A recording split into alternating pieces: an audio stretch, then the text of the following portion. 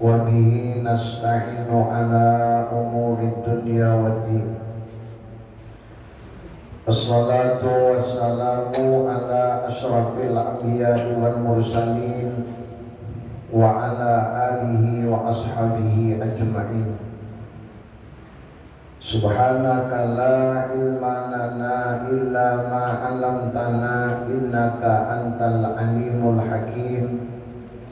Wala haula wala quwwata illa billahil aliyyil azim. Qala Allah ta'ala fil Qur'anil azim wa huwa asdaqul qailin. Bismillahirrahmanirrahim. Allahul ladzi khalaqas samawati wal arda wa ma bainahuma. Shadaqallahul azim wa shadaqa rasuluhul karim. Yang ulun hormati Bapak Ibu majelis salat fardu maghrib dan majelis ilmu pengetahuan yang dirahmati oleh Allah. Kembali kita sama-sama panjatkan puji dan syukur kehadirat Allah, karena sampai hari ini kita masih diberikan kesehatan oleh Allah, masih diberikan keimanan dan keislaman oleh Allah, dan alhamdulillah kita masih dapat menunjukkan kalau kita orang-orang yang beriman kepada Allah dengan melaksanakan perbuatan ibadah, melakukan amal soleh. Mudah-mudahan semuanya diterima oleh Allah. Amin. Salawat serta salam kita sampaikan kepada baginda Rasulullah Sallallahu Alaihi Wasallam. Mudah-mudahan dengan salawat yang selalu kita amalkan, wabil khusus perbuatan yang kita lakukan diantaranya hadir pembacaan sholawat ketika peringatan, mudah-mudahan menjadi sarana, menjadi penyebab kita dapatkan syafaat Rasulullah, dan mudah-mudahan nanti kita dikumpulkan bersama beliau di dalam surganya Allah. Amin ya rabbal alamin. Melanjutkan pengajian kita, masih bicara tentang perkara hakikat. Sebagian ulama berkata arti hakikat itu ialah pengertian sebenar-benarnya segala perkara seperti memandang asma Allah. Lalu yang kedua, termasuk pula hakikat adalah sifat dan zat Allah. Kemudian memahami perkara yang merupakan pengertian daripada rahasia Al-Quran, memahami rahasia-rahasia larangan yang ada di dalam Al-Quran, dan memahami keharusan yang ada di dalam Al-Quran. Itu semua adalah hakikat. Kemudian termasuk pula hakikat ilmu yang tidak dipelajari dari seorang guru yang kita kenal dengan ilmu laduni. Ilmu laduni itu termasuk hakikat. Sebab orang-orang yang bermain di hakikat biasanya dia sudah mendapatkan satu ilmu yang tidak didapatkan oleh orang lain atau tidak didapatkan dari sekolah, melainkan langsung diberikan Allah, ditiupkan Allah ke dalam hatinya, lalu dia dapat memahami tentang ilmu hakikat. Hakikat sekali lagi bukan perkara mudah, Bapak Ibu. Satu contoh sederhana, banyak orang-orang muslim yang melakukan ibadah sholat namun tidak sampai kepada memahami maksud dan tujuan sholat. Ada yang mengerjakan sholat sebatas mengerjakan, yang penting terpenuhi syarat dan rukun. Tapi apa yang menjadi tujuan daripada sholat kadang dia tidak mengerti. Gambaran sederhana, orang melakukan ibadah sholat harusnya apapun yang kita baca dan kita perbuat di dalam sholat, baik rukun fi'li, rukun qauli, itu semua adalah pembuktian. Nah kita gawi di dalam sembahyang itu semua pembuktian. Pembuktian tentang apa? Tentang keimanan kita. Pembuktian tentang penyerahan diri kita sepenuhnya kepada Allah. Pembuktian tentang apa? Bukti kalau kita sabar melaksanakan perintah Allah dan menerima ketentuan Allah. Kalau kita tidak sabar, maka tidak mungkin bisa terjadi atau terlaksana perbuatan ibadah kepada Allah itu. Contoh, kita duduk di majelis ini perlu kesabaran. Namun kada sabar, kada duduk kita di majelis ini. Kalau kita kada sabar menerima ketentuan Allah, mungkin kita kada kawa hadir. Nah jadi begitu kita mampu hadir ke majelis seperti ini, insya Allah kita tergolong umat yang membuktikan bahwa dia adalah hamba Allah. Secara hakikat, orang yang mengaku sebagai hamba Allah itu harus paham apa yang sedang dia kerjakan. Meskipun awalnya tahapnya belum sampai ke situ, maksudnya belum merasakan nikmat seperti yang dirasakan oleh orang-orang hebat selain dari kita. Seperti, atau kita berikan contoh, ada orang muslim yang sanggup masuk ke dalam kamar dan tidak keluar dari kamar sampai berhari-hari. Apanya di dalam kamar? Guring, lain.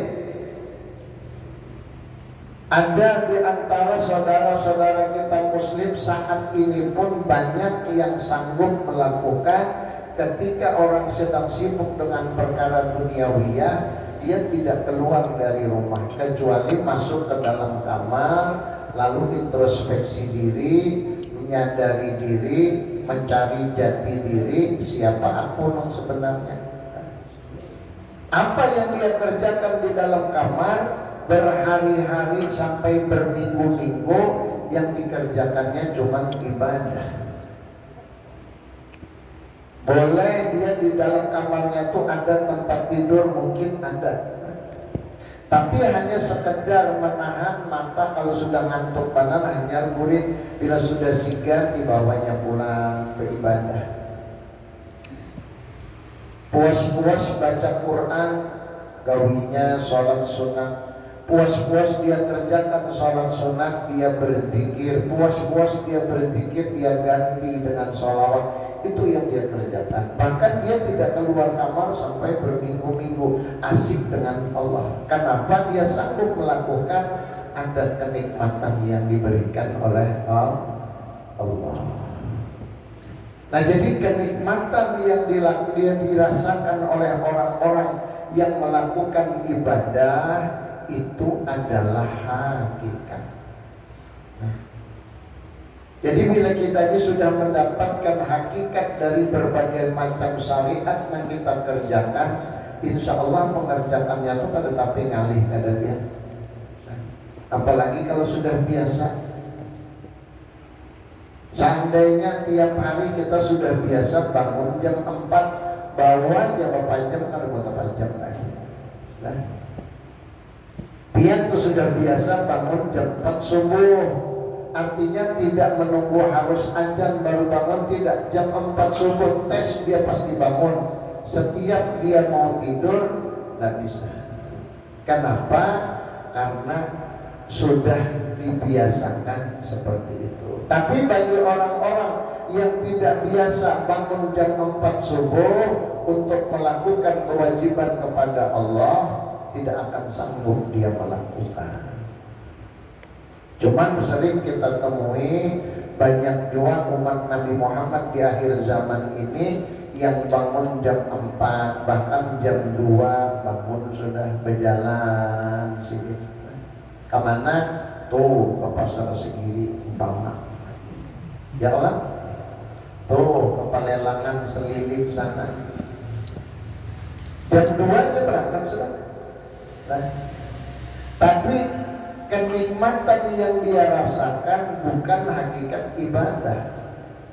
Kenikmatan yang dia rasakan adalah kenikmatan duniawiyah. Asik, dia tidak merasa ngantuk, tidak merasa capek, tidak merasa jenuh dengan apa yang dia lakukan. Kenapa? Dia punya kenikmatan tersendiri untuk melakukan hal tersebut. Bagi orang-orang yang asik dengan ibadahnya, setiap melihat urut dada, urut dada gitu. Subuh kemarin, ini jujurlah urut berkisah, tapi kada menyinggung siapapun dan tidak menjelekkan siapapun. Subuh Jumat urut selalu mengisi di Gang 9 Lambung. Kemarin Darul Hanan minta, jadi urut ACC. Kenapa? Karena Gang 9 rutin ini minta sekali aja, sesekali aja kayak itu, menggantikan guru subhan beliau lagi berangkat umroh. Nah, yang ulun dapat pelajaran yang sangat berharga bicara tentang hakikat, Masya Allah. Begitu lewat di pasar Segiri, Allahu Akbar. Jam 4 bahkan jam 3 itu penuh saudara. Ternyata setiap hari memang seperti itu. Ulun yakin orang yang berkegiatan di tempat itu ada yang sudah makan waktu sampai 10 tahun ada sudah. Bila subuh jam 2, jam 3, jam 4, ya pasti di situ posisinya berapa lawas sudah. Ada yang 10 tahun sudah, ada yang 5 tahun, ada yang lebih. Begitu kami pulihkan dari Darul Hanan, lewat situ pulang habis sudah bubar.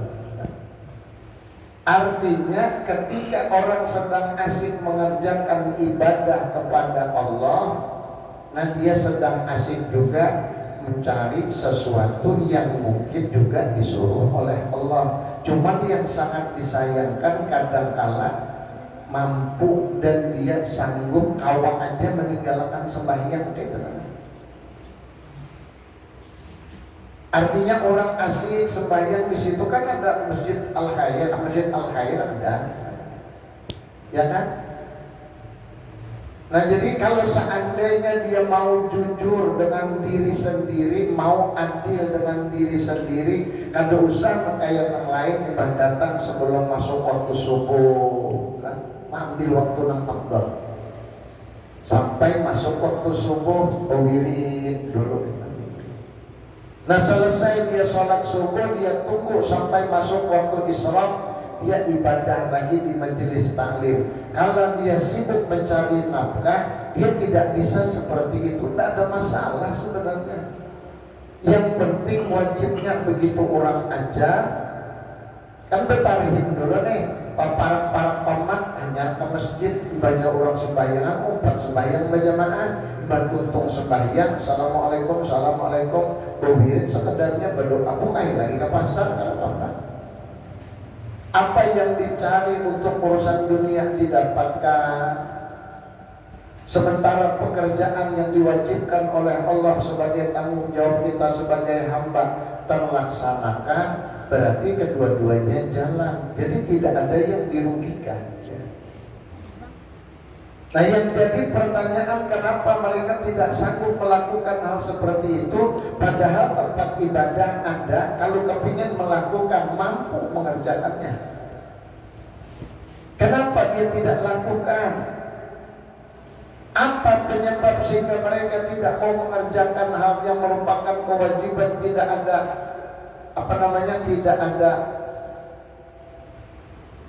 tidak ada batasan, maksudnya tidak ada alasan untuk tidak mengerjakan. Kenapa mereka tidak mengerjakan? Padahal berteriak sudah ulama menyampaikan ancaman Allah. Ujar ulama, jangan wani kada sembahyang lah, jangan wani tinggalkan sembahyang. Nang lalai aja sembahyang celakanya luar biasa, apalagi nang meninggalkan. Berapa ribu tahun kena di dalam neraka sudah disampaikan. Kenapa ini kada pernah mendengar? Kenapa kada melaksanakan?